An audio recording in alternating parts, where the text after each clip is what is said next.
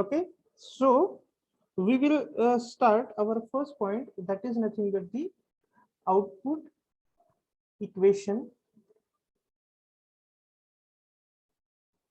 Output equation of a three-phase induction motor. Okay, this is the point that we need to study.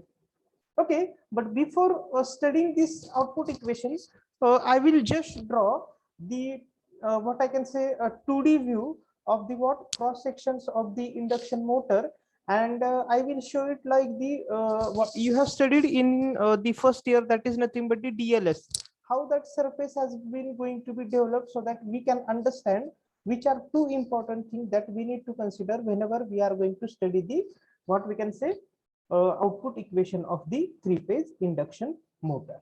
Okay, now see, just see, I will draw here. Look at very carefully. If I will draw, if like this,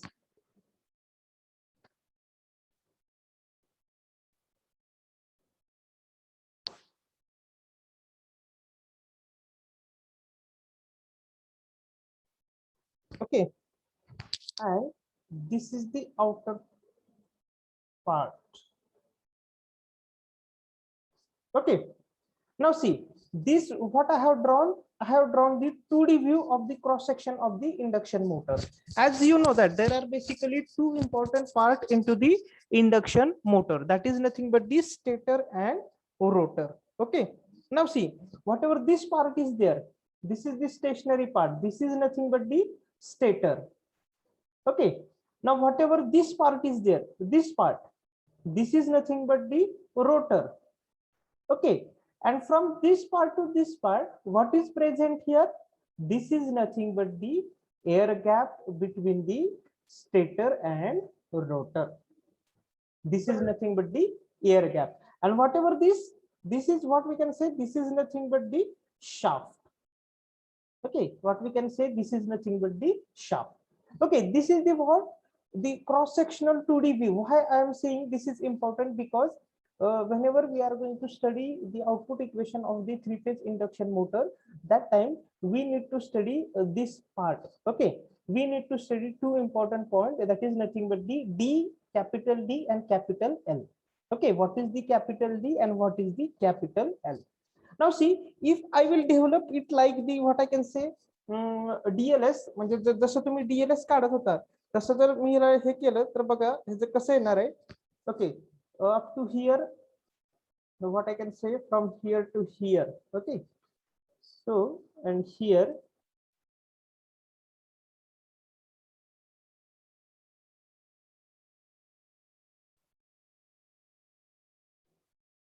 okay, now see, from here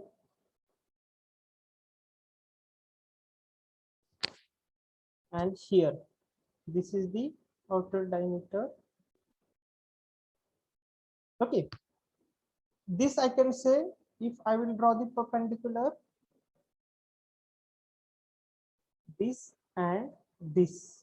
Okay, this is the nothing but the what can I say, this is nothing but the shaft. Okay, and now see, if I will draw like this from here and then from here to here, see, like this one, and from here to here. Okay, see, whatever this portion is there, which I have shown by the cross line, this portion is there which I have shown by the cross line, this is nothing but the what? It is the stator. Okay, how to understand?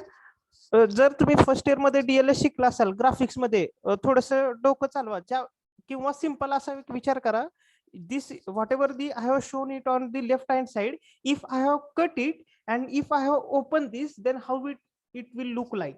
Okay, so this is nothing but the stator, and whatever this part is there, this part, this is nothing but the air gap. Okay, this part is also nothing but the air gap. This is the also stator, and this is nothing but the what? Whatever this is nothing but the rotor. Okay, This is nothing but the rotor. Now here two important terms are arises, okay, which are very important. That which are two terms, which is nothing but the capital D and capital L. So where to represent the capital D, I will show you where to represent. From, see here, I will just draw here, okay, whatever this part is there, this is called as the capital D. Whenever we are going to study the design of three-phase induction motor, that capital D means, you can say it is nothing but the, see, you can say it is armature diameter. What is its meaning? Armature diameter. Then you can say, or sometimes they are used as stator bore diameter, stator bore diameter. Okay, they are same, these two words. This is nothing but the capital D. Okay, and where is the capital L? See here, from this point to this point, this is nothing but the capital L. So this is called as, what this L is called as, the stator core length. What this called as? This is called as the stator core length. Okay, तुम्ही इथं पण imagine करू शकताय, म्हणजे थोडंसं तुम्ही 2D view बघा. जर त्याला जर तुम्ही पूर्णपणे झाकलं तर whatever this part is there, okay, this point is going to collapse with this point. Okay, this point is going to collapse with this point, means whatever from this point to this point, whatever that length is there, which is called as the stator core length. Okay, and whatever from this point to this point, means here where that point, from this point to this point, this is called as the armature diameter or stator bore diameter. Okay, so this is the very important whenever we are going to study. Why? Because this requires some reference to solve the, what we can say, or to derive the output equation for the three-phase induction motor. Okay, everybody got it? This we will require in order to derive the output equation for the three-phase induction motor. Okay, now this is the basic parts that we should know whenever we are going to derive the output equation. Now actually we will start for deriving the output equation for the three-phase induction motor. Okay, now see here, just see, I am going to erase it. Now see, we have studied, there are different assumptions as far as the, what we can say, whenever we have studied the output equation of the transformer. Same case like we are having the assumptions where we are going to study the output equation of the three-phase induction motor. Okay, so which are that assumption? We will start it, or we will write simultaneously with me. You can write that assumption so that you can understand. Okay, so first assumption is nothing but the E suffix small ph. Okay, what it is called? Induced EMF, induced EMF per phase, induced EMF per phase in, obviously it is in the volts. This is our first assumption. Next is nothing but the IPH. What is that? Which is nothing but the current per phase, current per phase in, obviously its unit is ampere. Next, our next assumption is TPH. What is that? Number of turns per phase, number of turns per phase. Okay, our next assumption, which is nothing but the phi. Okay, which is nothing but the flux per pole, flux per pole in the air gap, in the air gap. Okay, next, as you know that capital P, which is nothing but the number of poles, number of poles. Next, which is very important, Kw. Kw, which is nothing but the winding factor, which is nothing but the winding factor. Now, what we can say? What factor we have studied in the what we can say transformer, which is nothing but the window space factor. Here it is Kw is nothing but the winding factor. Okay. Now, see here, B suffix small a v. Okay, what is that? B suffix small a v. What is that? Which is nothing but the average value of, see, very important, average value of flux density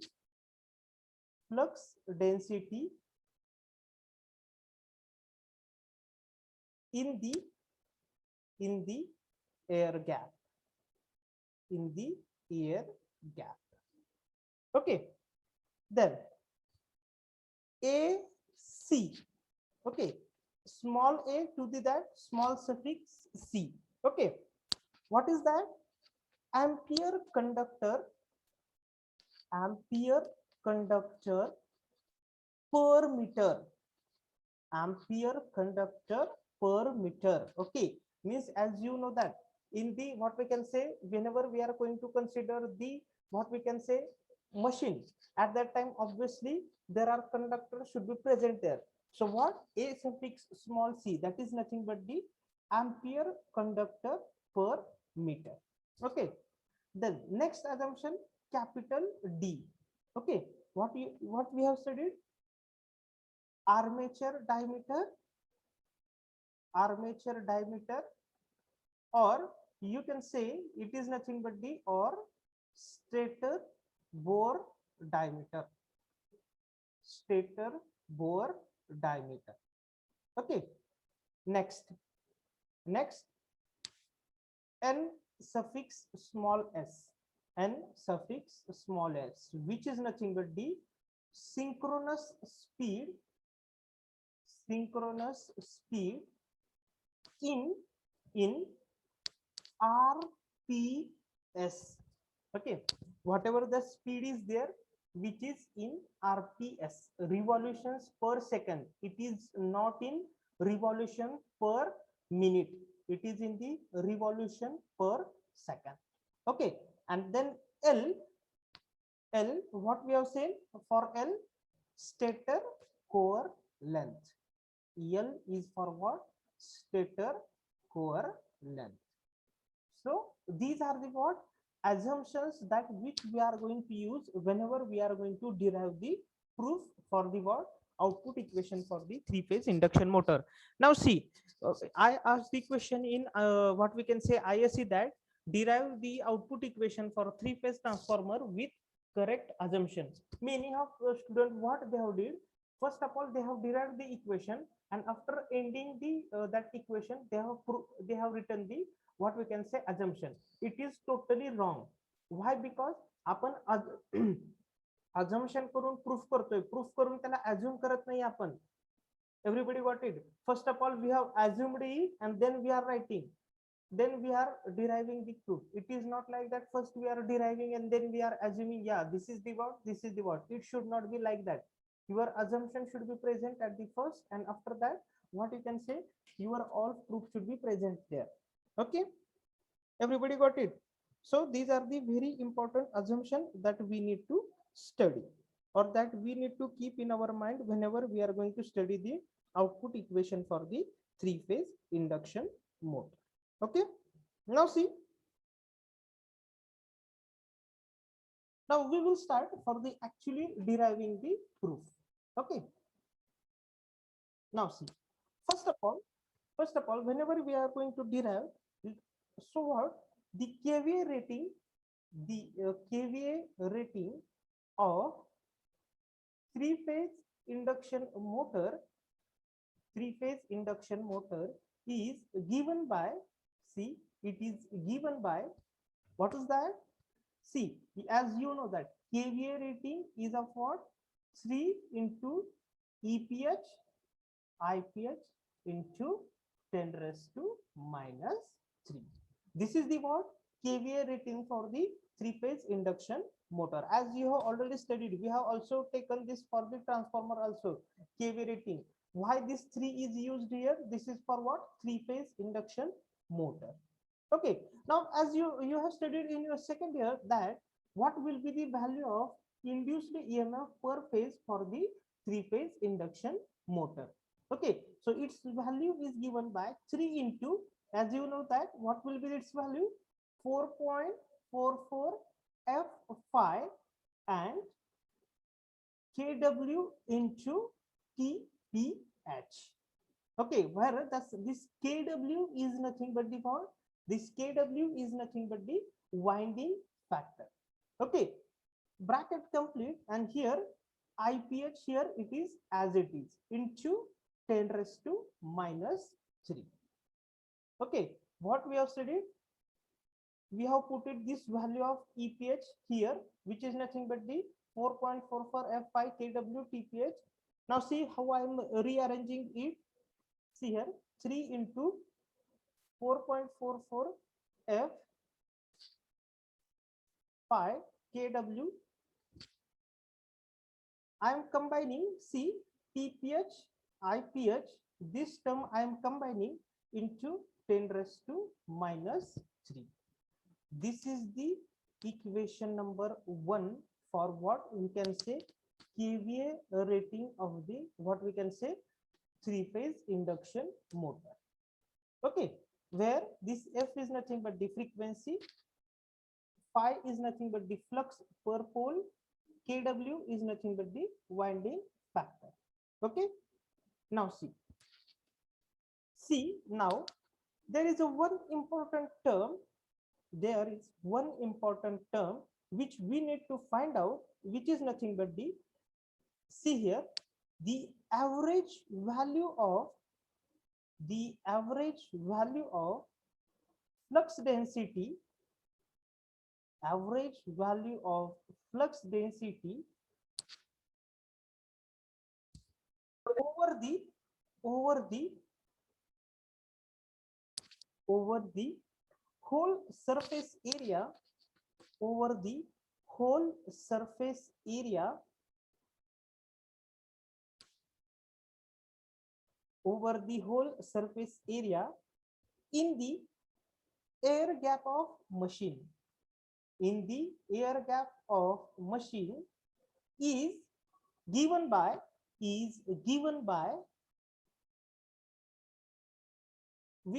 which formula it is given by. Okay, so see how we can calculate the average value of the flux density over the surface surface area, or you can say area in the air gap of the machine. Okay, so what will be the formula for that? See, total flux in the air gap, total flux in the air gap divided by pi dl. Okay, divided by pi dl, where this d is nothing but the what, as you have already said, where this d is nothing but the d is nothing but the stator core, stator bore diameter or armature diameter. This L is nothing but the stator core length, and pi is nothing but the constant. Now see how to find out the value of total flux. If I am having the value of flux is nothing but the phi, and if I am having the total number of pole as the P, so total flux linkage will be what? Total flux linkage will be nothing but the P into phi divided by this pi dl as it is. Okay, now here what we have found out? Average value of the flux density. So what is given by average value of flux density, which is nothing but the BAV. Now, so from this equation, therefore, we have to find out the value of phi, which is nothing but the, from this equation, what value of phi we are getting? BAV into pi dl divided by P. This is the equation number 2 that we will require whenever we are going to derive the output equation. Okay, now whatever this whole term is there, BAV is equal to P phi divided by pi dl. This whole term is called as specific magnetic loading. Okay, why this is called as the specific magnetic loading? Because we have concerned all these things related to the flux density here. That's why this whole term is there. This is called as the specific magnetic loading. Okay, sometimes see in many of the book this term is represented as, see many of this book this term is represented as area of flux path in air gap, area of flux path in air gap, or in many of the book they have directly given as the pi dl. You can write anything, that will be same. Okay, this is my second equation, which is nothing but the phi, which is equal to BAV pi dl divided by P. Okay. Now see here, next, this is our second equation. Now I have to derive the third equation, which will require for what? Finding out the, or to derive the, what I can say, output equation. Okay, now see, there is another important term which I have written here, a suffix small c. Okay, which is nothing but the for ampere conductor per meter. Okay, ampere conductor per meter. Now, how to find out this ampere conductor per meter? There is a formula for finding out ampere conductor per meter, which is nothing but the, see, what is that formula? Number of phases into 2 times turns per phase into the current per phase divided by pi d, So how to find out this ampere current? Now see, I am going to put all these value here. Number of phases, how many number of phases are there?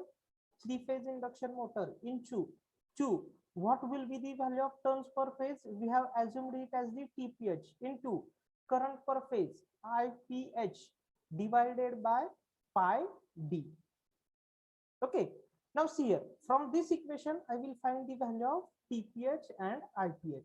So what will be the value of TPH and IPH? See here, this AC into pi d divided by, if this comes to this side, what will be that? This will be 6. Okay, 3 into 2, 6. Now this is my equation number 3, which I will require in order to derive the output equation for the 3-phase induction motor. Okay, now this whole term is there. This whole term AC into this 3 to TPH IPH divided by pi d, this is called as the specific electrical loading. Okay, this is called as the specific electrical loading. Why? Because we have concerned ampere conductors here, and obviously current is flowing through that conductor. That's why this is called as the specific electrical loading, and this term is there. This is called as the specific magnetic loading. Okay, now see here, we are having the formula for what I can say, we are having the formula. Now these are the 3 equations that we have got: equation number 1, equation number 2, and equation number 3 for the deriving the output equation of the 3-phase induction motor. Now what we have to do, we know the formula for what? Synchronous speed आपण कसं find out करतो? What will be the formula for synchronous speed? Very simple, 120 f by p. Okay, but this synchronous speed is in the RPM. Okay, if I have to find it in RPS, so what I have to do? I have to divide it by the 60. Whenever we are starting the derivation, at that time I have already told you this ns is nothing but the synchronous speed in RPS, but we are having the formula in the RPM, which is nothing but the 120 f by p. So if I have to find it in RPS, so what I have to do? I have to divide it by 60. So what 60, this dividation it will as the 2, and from this I will find out the value of F. So what will be the value of F from here? You can find out what? P into NS divided by 2. Okay, this is the equation number 4. See, from which equation I have find out this value? From the synchronous speed equation that you have already studied in second year standard, 120F by P. This is the very common formula for finding out the synchronous speed of induction motor. But I have to find it in RPS. I have divided it by 60 and I have found out the value of F, which is nothing but the P into NS divided by 2. This is the equation number 4. Now, what I have to do? This equation number 2, equation number 3 and equation number 4, I have to put all this value into this equation number 1. Everybody got it? What I have to do? I have to put all this value into this equation. Okay, so just wait.